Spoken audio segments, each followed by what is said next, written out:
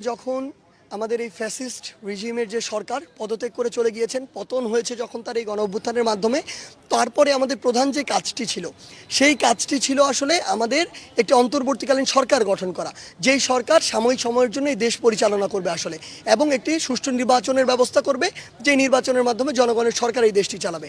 সেই জায়গা থেকে এই অন্তর্বর্তীকালীন সরকার দেওয়ার আমাদের প্রধান যে একটি শর্ত ছিল, সেই শর্তটি ছিল এই যে সংসদ, এই সংসদটিকে বিলোপ করা, ভেঙে দেয়া।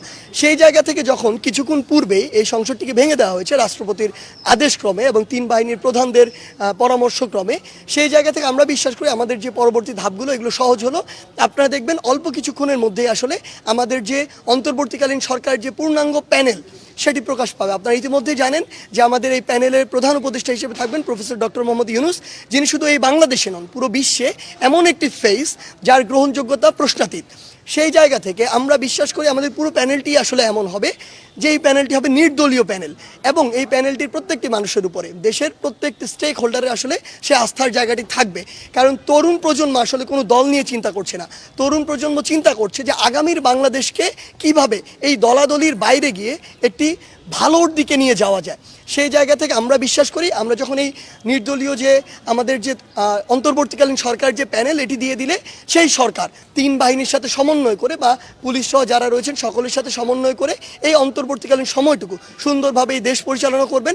এবং বাংলাদেশের বিভিন্ন জায়গায় সংশোধনের আসলে প্রয়োজন রয়েছে, যেমন এই নির্বাচন ব্যবস্থার উপর মানুষের কোনো আস্থা নেই, বিগত 16 বছর বাংলাদেশে কোনো নির্বাচনই হয় না। সেই জায়গা থেকে ওই নির্বাচন কমিশন বা ওই নির্বাচন কমিশনে যারা রয়েছেন তাদের যে সংস্কারের বিষয়টি বা পরিবর্তনের বিষয়টি, সেখানে হাত দিতে হবে। সংবিধানের বেশ কিছু জায়গা রয়েছে, বেশ কিছু ধারা রয়েছে যেখানে পরিবর্তনের জন্য কাজ করতে হবে। এমন বাংলাদেশের বিচার ব্যবস্থা থেকে শুরু করে বিচার ব্যবস্থা বা আপিল বিভাগে ওই সকল বিচারকদেরকেই বসানো হয়েছিল যারা আসলে ওই দলের তোষামদি করত। সেই জায়গাগুলোতে আমাদের হাত দিতে হবে। আমরা চাই বিবেকবোধ সম্পন্ন মানুষ যারা আইনের মধ্যে থেকে আইনের মতো করে চলে বাংলাদেশকে একটি সঠিক দিকে নিয়ে যাবে। এই একদম যে বিষয়গুলো পরিবর্তন জরুরি সেগুলো পরিবর্তন করার মাধ্যমে একটি সুষ্ঠু নির্বাচন হবে বাংলাদেশে 16-17 বছর পরে, এবং এর মাধ্যমে জনগণের সরকার নির্বাচিত হবে আসলে, যেখানে আমরা বিশ্বাস করি তরুণ প্রজন্মের অনেক বড় একটি পার্টিসিপেশন থাকবে। মানুষ আসলে বিরক্ত, মানুষ এই দল এই সকল দলের কথা শুনতে শুনতে বিরক্ত, কারণ কেউই আসলে তাদের ওই প্রতিশ্রুতির কোনো প্রমাণ দিতে পারেনি কখনোই। আমরা বিশ্বাস করি যে মানুষ তরুণ প্রজন্মের উপরে এই আন্দোলনে, এই গণঅভ্যুত্থানে, এই স্বৈরাচার পতনে আস্থা রেখেছে। আমরা বিশ্বাস করি তরুণ প্রজন্মের উপরে আগামীর যে সংসদ, জনগণের যেখানে প্রতিনিধি নির্বাচিত হবে সেখানেও সে আস্থাটি রাখবে, এবং এর মাধ্যমেই আমরা যে বাংলাদেশের স্বপ্ন দেখি সেই স্বপ্নের অগ্রযাত্রা শুরু হবে। আচ্ছা, তরুণ প্রজন্মের নেতৃত্বে যে কথা বলা হচ্ছিল, তাদের নির্বাচনের মাধ্যমে তো তরুণ নেতৃত্ব বাছাই হবে। তো সেই নির্বাচনে কি তরুণরা কি আবার রাজনৈতিক কোনো দল গঠন করার চিন্তা করছে, নাকি কিভাবে নির্বাচন প্রক্রিয়া আসবে? দেখুন, এই বিষয়গুলো নিয়ে আমরা আসলে চিন্তা করছি। আমরা গতকালকেই আমাদের আন্দোলনে একটি প্রাথমিক বিজয় পেয়েছি। আমরা বিশ্বাস করি পুরো বাংলাদেশের তরুণ প্রজন্মের মধ্যে যে একটি রাজনীতির প্রতি বিতৃষ্ণা ভাব তৈরি হয়েছিল, আসলে রাজনীতি শব্দটি শুনলে নাক শীতকাতো, আসলে সেই জায়গা থেকে আমাদের বের হয়ে আসতে হবে। কারণ আপনি যদি এই মেধাবী তরুণদেরকে ওই জায়গাটিতে জায়গা না করে দেন, তাহলে তুলনামূলক অযোগ্য যারা ছিল তারা ওই জায়গাটিতে বসবে। আলটিমেটলি ওই সংসদ থেকে তো আমার আপনার ভাগ্য, পলিসি সব কিছু নির্ধারিত হয়। সো আপনি যদি ওই জায়গায় সবচেয়ে যোগ্য মানুষগুলোকে না বসাতে পারেন, তাহলে সবচেয়ে বড় সমস্যাটি যেতে হবে।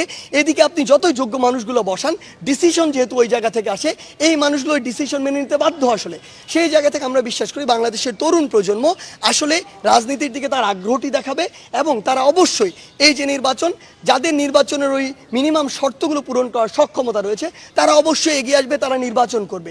ফলাফল নির্ধারণ করবে বাংলাদেশের মানুষ, এবং আমরা বিশ্বাস করি অন্তত আজকে 2024 সালে আজকের এই দিনে দাঁড়িয়ে যে বাংলাদেশের মানুষ এখন তরুণ প্রজন্মের উপরে আস্থা করা শুরু করেছে, এবং নির্বাচনে আমরা সেটি দেখতে পাবো। বর্তমানে দেশের কোথাও পুলিশ নেই, এখন যে আইন শৃঙ্খলা কাঠামো ভেঙে গেছে সম্পূর্ণ, এই বিষয়ে কোনো বার্তা আসবে কি? দেখুন, আইন শৃঙ্খলা বাহিনীর সাথে জনগণের যে একটি আসলে দূরত্ব সেটি সৃষ্টি হয়েছে, সেটি নিয়ে আমাদের আসলে কোনো দ্বিমত নেই। কিন্তু আপনার একটা জিনিস বুঝতে হবে, আমরা বিশ্বাস করি জনগণের এই জিনিসটি বুঝবে। আইন শৃঙ্খলা রক্ষাকারী বাহিনী যে কাজগুলো করেছে তারা স্বেচ্ছায় করেনি, কিন্তু তাদেরকে করতে বাধ্য করা হয়েছে। তো সেই জায়গায় দূরত্বটি তাদের সাথে নয়। আসলে আমরা বিশ্বাস করি যে ফ্যাসিস্ট সরকার বাধ্য করে এগুলো করিয়েছে, তাদের তো পতন হয়েছে। তাহলে এই আইন শৃঙ্খলা রক্ষাকারী বাহিনী এই অন্তর্বর্তীকালীন সরকারের নির্দেশে যদি আস্থা ফিরিয়ে আনার যে কাজগুলো সেগুলো সুষ্ঠুভাবে করে অবশ্যই জনগণের সে আস্থাটি ফিরে আসবে এবং সেটি হয়তো আজকে যখন এই সরকারটি গঠন হবে তারপর থেকেই শুরু হবে এবং আমরা বিশ্বাস করি আইনশৃঙ্খলা রক্ষাকারী বাহিনীর সাথে যে সুসম্পর্কটি হওয়া প্রয়োজন সেটি আবার গড়ে উঠবে। কারণ আলটিমেটলি আপনি যদি দেশ চালাতে চান, শৃঙ্খলা সবচেয়ে গুরুত্বপূর্ণ জিনিস। আচ্ছা, আইসপ্যাড থেকে যে 14 জনের নাম আমরা কালকে দেখছিলাম, সেখানে আপনারা আসলে কাউকে ওই 14 জনের মধ্যে আপনারা কাউকে মানে আপনাদের কোথায়? কালকে আইসপিআর থেকে 14 জনের একটা না দেখুন, সেটি হচ্ছে সশস্ত্র বাহিনীর একটি প্রেস ব্রিফিং, সেটা তারা তাদের জায়গা থেকে বলেছে, কিন্তু কারা এটাতে থাকবে এটা নির্ধারণ করবে ওই আন্দোলনকারীরাই, যেই আন্দোলনকারীরা এই স্বৈরাচারের পতন ঘটিয়েছে। এখানে আমরা বিভিন্ন দলের মতামত নিতে পারি, তাদের পরামর্শ নিতে পারি, কিন্তু কেউ একজন প্রেসক্রাইব করলে আমরা সেটি প্রকাশ করবো, সেটি কোনোদিন হবে না।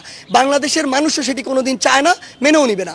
বাংলাদেশের জনগণ যা চায়, তরুণ প্রজন্ম সেদিকে যাবে এবং তাদের চিন্তাকে মাথায় রেখে আসলে আমরা এতদিন আমাদের কাজগুলো করেছি বলেই আমাদের একটি প্রাথমিক বিজয় হয়েছে। সেই জায়গা থেকে পরবর্তী বিষয়গুলো আমরা তাদের ওই চিন্তা বা পরামর্শকে প্রায়োরিটি দিয়ে জনগণকে সামনে রেখে নির্ধারণ করব। আচ্ছা, আরেকটা বিষয় সেটা হচ্ছে এখন যারা সরকারি কাঠামোতে আছে আর কি, সব তো 15 বছর ধরে একটা সাজানো বিষয় এভাবে আছে। এখন যেই রেজিম সে তো চলে গেছে, এরা কিন্তু এর যেই ছত্রছায়াতে এরা তো বড় হয়েছে, এরা তো সরকারের বিভিন্ন বড় বড় মন্ত্রণালয়ে তারা দাঁড়ায় আছে। এখন এদেরকে দিয়ে আবার যদি নতুনভাবে শুরু হয়, তাহলে বিষয়টা কি আগের কি অবস্থানে যাবে, নাকি এদের মধ্যে একটা বড় ধরনের পরিবর্তনের আপনারা ভাবতেছেন এই বিষয়টা? দেখুন, আসলে ব্যাপারটা হচ্ছে এখানে একটা অন্তর্বর্তীকালীন সরকার হবে, এরপর একটি নির্বাচিত সরকার হবে। ওই নির্বাচিত সরকারের প্রতি আমাদের তরুণ প্রজন্মের কিছু পরামর্শ আছে। আমরা এখন এটা বলে দিতে পারি না আমরা এটা করব, এটা নির্ভর করবে জনগণ কাদেরকে ওই নির্বাচিত সরকারে রাখছে।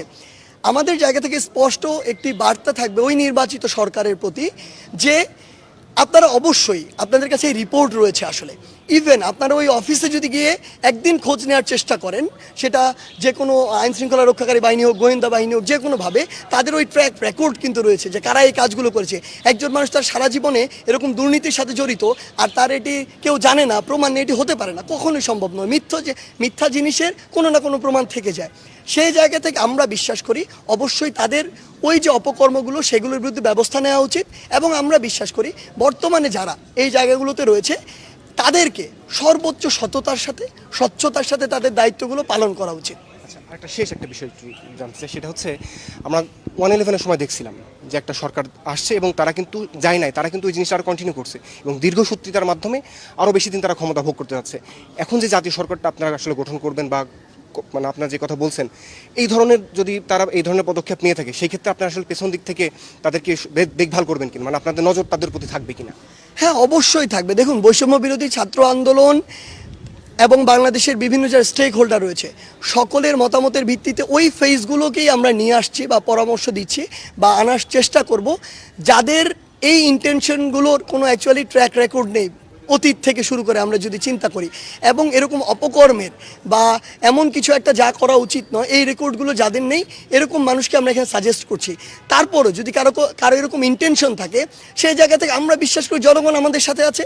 জনগণ যদি মনে করে যে তারা তাদের দায়িত্ব অবহেলা করছে, তারা অন্য কিছুকে প্রশ্রয় দিচ্ছে, আবার জনগণ রাস্তায় নামবে। একটি কথা আপনাকে সর্বশেষ বলে দিই, জনগণ যেহেতু রাস্তায় নামতে শিখেছে, জনগণ রাস্তায় নামবে। ওই যে স্বৈরাচারের যে ভয়টি ছিল, ফ্যাসিজমের যে ভয়টি ছিল, সেটি কেটে গিয়েছে। আপনি আজকে জনগণের ইচ্ছার বিরুদ্ধে কিছু একটি করেন, আমি বলে দিচ্ছি কালকে আবার লক্ষ লক্ষ মানুষ রাস্তায় নামবে। ধন্যবাদ। দর্শক, যারা আসলে নেতৃত্ব দিয়ে এই নতুন যে বাংলাদেশ বলা হচ্ছে সেই বাংলাদেশ বিনির্মাণ করেছেন, তাদের মধ্যে একজন সার্জিস, তিনি সংবাদ সম্মেলনের বক্তব্য দিয়েছিলেন। তিনি আসলে বলছিলেন যে পরবর্তী যেই সরকার গঠিত হবে তার রূপরেখা আসলে কেমন হবে, তারা যাতে সেই বিষয়টা ক্ষমতা নেওয়ার পরে দীর্ঘসূত্রিতা যে একটা ঘটনা এর আগে আমরা দেখেছিলাম সেই বিষয়টা যাতে না হয়, সেই ধরনের মানুষকে আসলে তারা এখানে নিয়ে আসবেন এবং তারা আসলে সব কিছুর ঊর্ধ্বে থেকে, তারা আসলে সব কিছুর পেছন থেকে সব কিছু দেখভাল করবেন। আবারও আসলে তিনি সবশেষ যে কথাটা বলছিলেন যে বাংলাদেশের মানুষ আসলে তারা কিন্তু যে ভয়টা ছিল, যে 15 বছর ধরে যে ভয়টা মানুষের মধ্যে ছিল, সেই ভয়টা কেটে গেছে। তারা যে কোনো ধরনের কোনো অন্যায় অবিচার দেখলে সাথে সাথে সেটা রুখে দিতে পারবে। তো দর্শক, এই ছিল এখান থেকে সবশেষ তথ্য।